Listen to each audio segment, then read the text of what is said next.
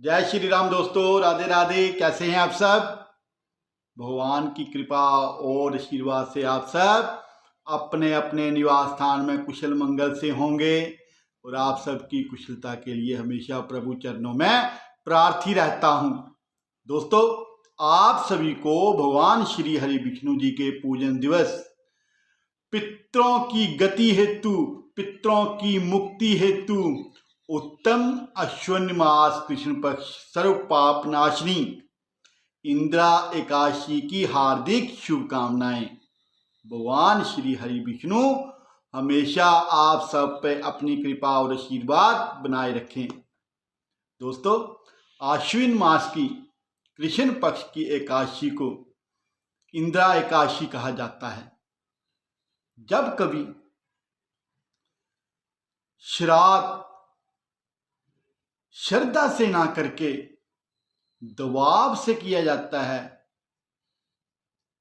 मतलब जब हम कोई काम अपनी मर्जी से ना करें, हम अपने पितरों को अपनी मर्जी से याद ना करें, अपनी मर्जी से तर्पण ना करें, यथाशक्ति उनके नाम का दान ना करें, उनके नाम का कोई भोज ना करवाएं, किसी के कहने पर किया जाए, जबरदस्ती किया जाए, किसी पंडित के कहने से किया जाए कि आपके घर में पितृदोष है, या कोई बड़े बुजुर्ग कहें कि आपको ये श्राद्ध करना ही करना है, या योग्य व्यक्ति के द्वारा श्राद्ध होता है, तो श्राद्ध के बावजूद भी हमारे पितरों को मुक्ति नहीं मिलती है, हमारे पितरों को सद्गति नहीं मिलती है।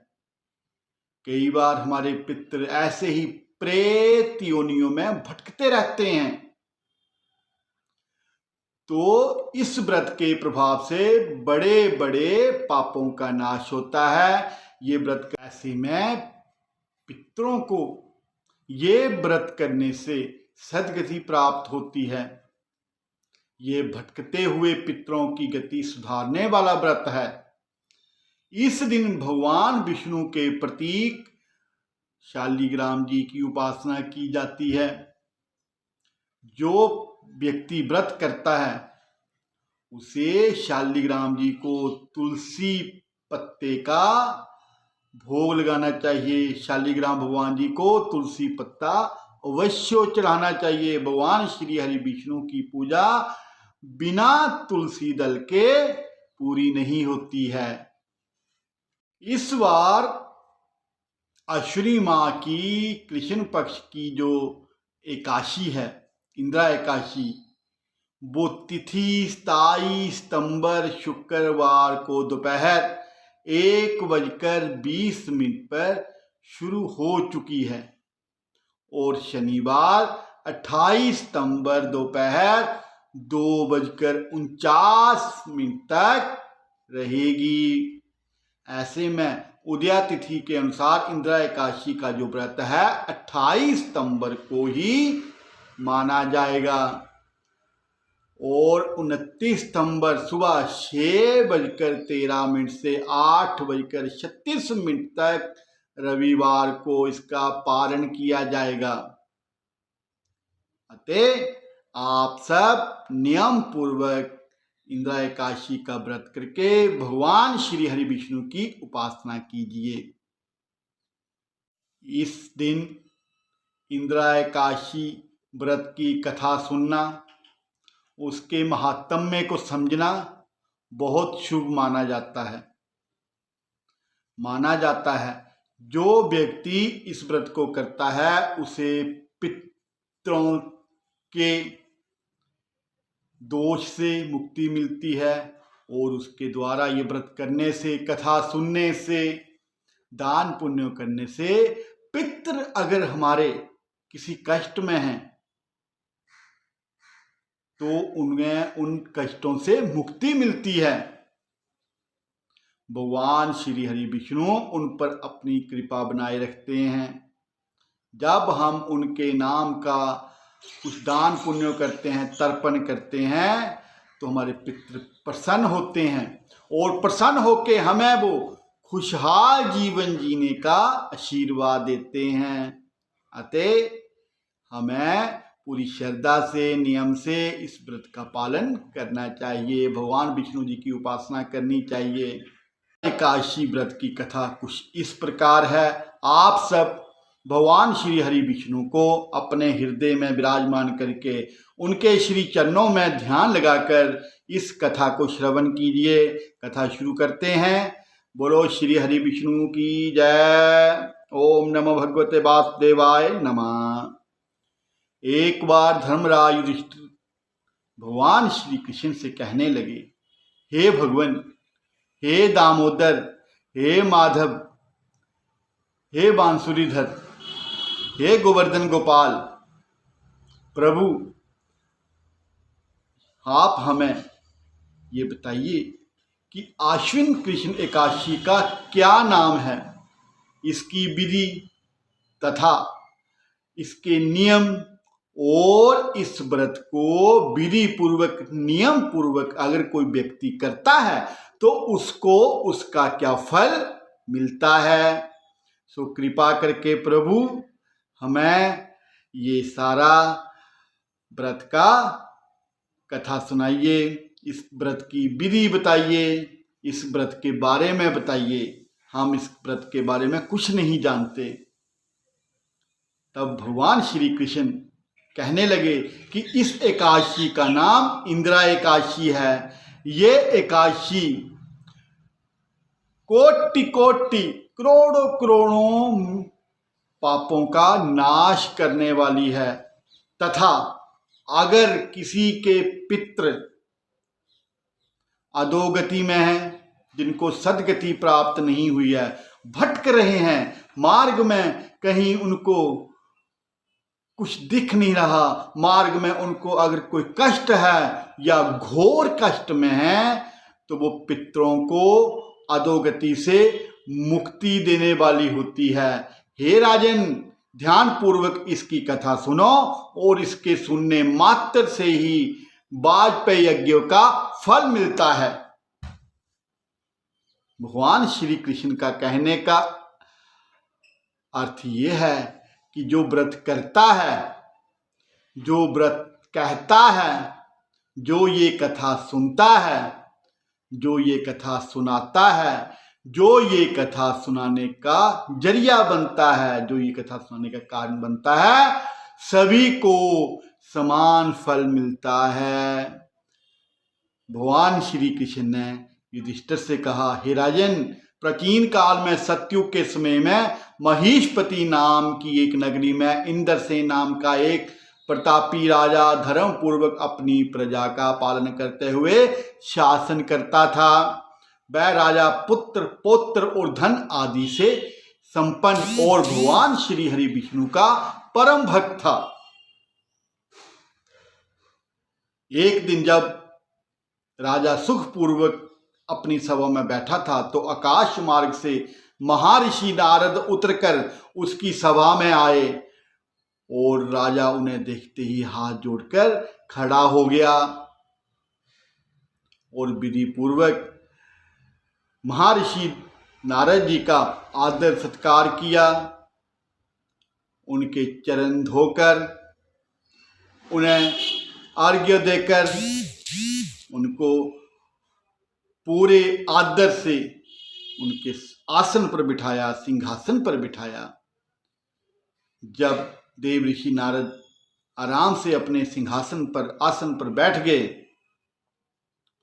तो मुनि ने राजा से पूछा, हे राजन, आपके सातों अंग कुशल पूर्वक तो हैं, कुशल पूर्वक तो काम कर रहे हैं, कहीं कोई दिक्कत तो नहीं है, कोई परेशानी तो नहीं है, कोई कष्ट तो नहीं है। तुम्हारी बुद्धि धर्म में और तुम्हारा मन भगवान विष्णु जी के श्री चरणों में, भगवान श्री हरि के भक्ति में लगा तो रहता है। देव ऋषि नारद की ऐसी बातें सुनकर राजा ने कहा, हे महर्षि, आपकी कृपा और आशीर्वाद से मेरे राज्यों में सब कुशल मंगल से है, तथा मेरे यहाँ यज्ञों कर्मादि सुकृत हो रहे हैं, तथा आप कृपा करके आपके आगमन का मुझे कारण बताइए क्योंकि आप बिना कारण कहीं भी नहीं पधारते हैं। आप तो जहाँ भी जाते हैं हमेशा कोई ना कोई कारण होता है, किसी ना किसी भक्त का आप उद्धार करने के लिए जाते हैं। अगर कोई भक्त अपने मार्ग से भटक गया है, उसे श्री हरि विष्णु जी के चरणों का मार्ग दिखलाने जाते हैं। उनकी आस्था अगर डगमगा गई है, उनको यथोचित ज्ञान प्रदान करके भगवान श्री हरि विष्णु की भक्ति में लगाते हैं। तब देव ऋषि कहने लगे, हे राजन, आप आश्चर्य देने वाले मेरे वचनों को सुनो। मैं एक समय ब्रह्मलोक से यमलोक को गया। वहां श्रद्धा पूर्वक यमराज से पूजित होकर मैंने धर्मशील और सत्यवान धर्मराज की प्रशंसा की। उसी यमराज की सभा में महान ज्ञानी और धर्मात्मा तुम्हारे पिता को एकादशी का व्रत भंग होने के कारण वहां देखा, तो उन्होंने मुझे संदेशा दिया। जो तुम्हारे दिवंगत पिता ने मुझे तुम्हारे नाम संदेश भेजा है, मैं वही संदेश लेकर तुम्हारे पास आया हूं। और जो उन्होंने मुझे संदेश दिया है वो मैं अब तुमसे कहता हूं। उन्होंने कहा कि पूर्व जन्म में कोई विघ्न हो जाने के कारण मैं यमराज के निकट रह रहा हूं। सो हे पुत्र, यदि तुम अश्विन कृष्ण एक इंदिरा एकादशी का व्रत मेरे निमित्त करो तो मुझे स्वर्ग की प्राप्ति हो सकती है। अगर तुम ये व्रत विधि पूर्वक नियम से पूरी आस्था से भगवान श्री हरि के चरणों में समर्पित होके मेरे नाम का ये व्रत करोगे तो मुझे इस कष्ट से, नरक के कष्ट से स्वर्ग की प्राप्ति होगी और मुझे सुख प्राप्त होगा। इतना सुनकर राजा कहने लगा कि हे महर्षि, आप इस व्रत की विधि मुझसे कहिए।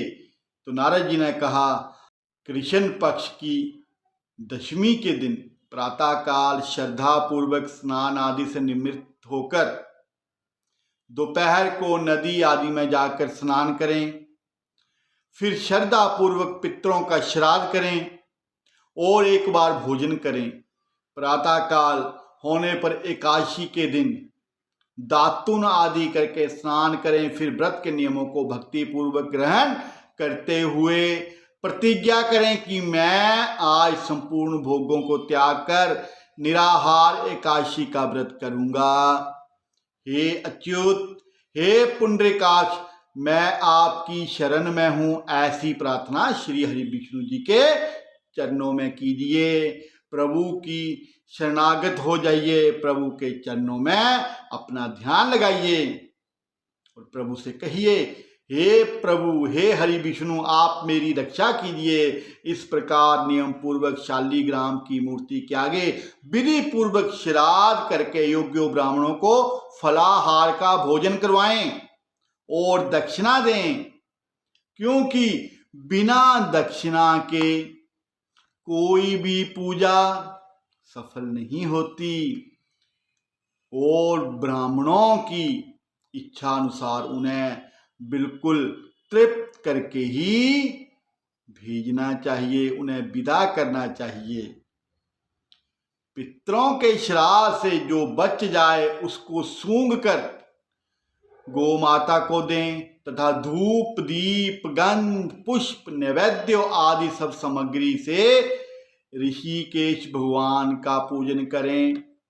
रात में भगवान के निकट जाकर जागरण करें, भगवान की स्तुति करें, भगवान के गुण गाएं, भगवान के भजन करें, भगवान का सत्संग करें। इसके पश्चात द्वादशी के दिन प्रातःकाल होने पर भगवान का पूजन करके ब्राह्मणों को भोजन कराएं। भाई, बंधु, स्त्री और पुत्र सहित आप भी मौन होकर भोजन करें, क्योंकि भोजन करते हुए बात करना, मुंह से शब्द निकालना, वाणी बोलना पाप माना गया है। देव ऋषि नारद ने कहा, हे राजन, इस विधि को अगर तुम आलस्य रहित होकर एकादशी का व्रत करोगे तो तुम्हारे पिता अवश्य ही स्वर्गलोक को जाएंगे और तुम पर प्रसन्न रहेंगे। इतना कहकर देव ऋषि नारद वहां से अंतर्ध्यान हो गए। नारद जी के कथनानुसार राजा द्वारा अपने बांधुओं द्वारा तथा दासों सहित व्रत करने से आकाश से पुष्प वर्षा हुई। उनके पितृ प्रसन्न हुए और उस राजा का पिता गरुड़ पर चढ़कर भगवान श्री हरि विष्णु के धाम वैकुंठ धाम विष्णु लोक को चला गया। राजा इंद्रसेन भी एकादशी के व्रत के प्रभाव से निष्कंटक राज्य करके अंत में अपने पुत्र को सिंहासन पर बैठाकर स्वर्ग लोक को गए। तो भगवान श्री हरि विष्णु श्री कृष्ण भगवान ने कहा, हे युधिष्ठिर, ये इंद्रा एकादशी के व्रत का महात्म्य मैंने तुमसे कहा। इसके पढ़ने, सुनने और सुनने का जरिया बनने से मनुष्य सब पापों से मुक्त हो जाता है। उसके सब पाप छूट जाते हैं। सब कष्ट, मुसीबत, दरिद्र का नाश होता है और सब प्रकार के भोगों को इस संसार में भोगकर अंत में मुझ में विलीन होने वैकुंठ धाम को आ जाता है। ऐसा माना जाता है कि इंदिरा एकादशी के शुभ अवसर पर शुभ कार्यों में, धर्म कार्यों में, दान पुण्यों का कार्य करने से आपके अपने पूर्वजों की आत्मा को शांति और मोक्ष की प्राप्ति होती है। इसलिए इस शुभ एकादशी पे अपने पितरों के नाम पे धर्म पुण्यों का कार्य जरूर करें। भगवान श्री हरि विष्णु की कृपा से संपूर्ण सृष्टि का कल्याण हो, सबके परिवारों में खुशहाली बनी रहे, किसी परिवार में कोई दुखी ना रहे, कोई दरिद्र ना रहे, कोई रोगी ना रहे, हर परिवार में सब सुखी रहें और भगवान की भक्ति में, भगवान के सत्संग में, भगवान के जप में रहकर अपना जीवन जीते रहें। आप सबको कथा अच्छी लगे, कथा को ज़्यादा से ज़्यादा शेयर करना। आपने हमारा चैनल सब्सक्राइब नहीं किया है तो चैनल को सब्सक्राइब करना। भगवान श्री हरि विष्णु की कृपा, आशीर्वाद आप सब पर बना रहे और आप हमेशा खुश रहें। जय श्री राम। राधे राधे।